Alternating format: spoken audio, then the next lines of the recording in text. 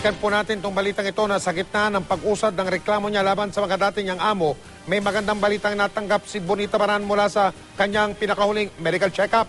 Mas lumalaki na raw ang pag-asang muling makakakita ang kaliwang mata ng dating kasambahay. Nakatutok si John Consulta, eksklusibo. Masaya si Bonita at ang kanyang pamilya nang makita namin sa kamera kanina. Nakakaaninag na raw kasi ng kulay ang kanyang kaliwang mata na naapektuhan dahil sa pagmamaltrato umano ng amo.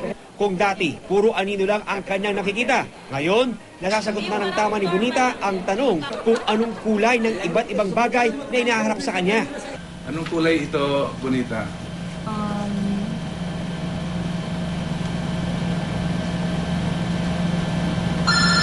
Hindi matangkat. Light blue po. Pero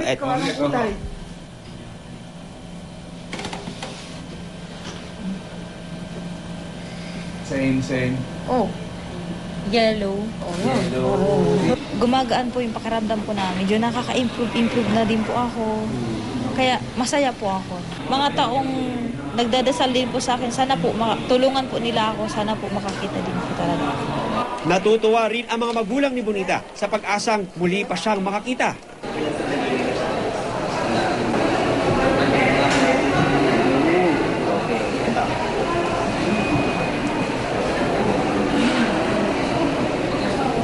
Nagpapasalamat po ako.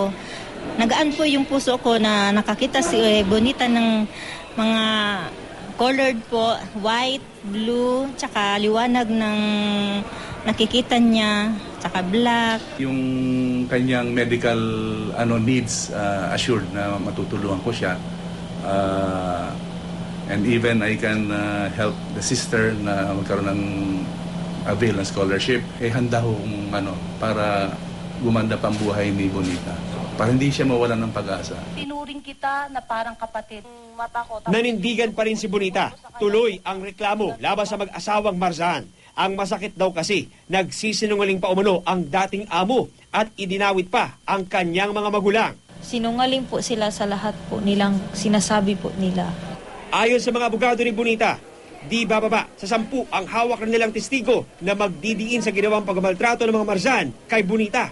Mistulang inamin na raw ni Annaliza ang ginawa kay Bonita matapos sabihin sa hearing kahapon ang tungkol sa pagsusuot ng diaper ni Annaliza kay Bonita nang isakay siya ng mga ito sa bus na pabiyaheng Catanduanes. Bakit mo dadayapiran ng isang dalagang? Pwede naman bumaba kung hindi ito bulag.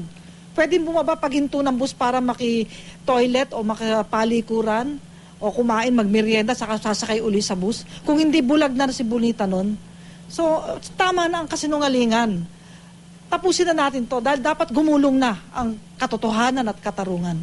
Mainit rin ang naging pagtanggap kay Bonita ng ilan sa kanyang mga kababayan sa Catanduanes at maging ng mga kongresista na sumuporta sa pagpasa sa Kasambahay Bill. Matapos may sa publiko ang buhay ni Bonita Baran, nais ngayon ng ilang mambabatas na maidagdag sa kasalukuyang bersyon ng Kasambahay Bill ang ilang probisyon na magbibigay ng iba yung proteksyon laban sa karahasan para sa mga kasambahay.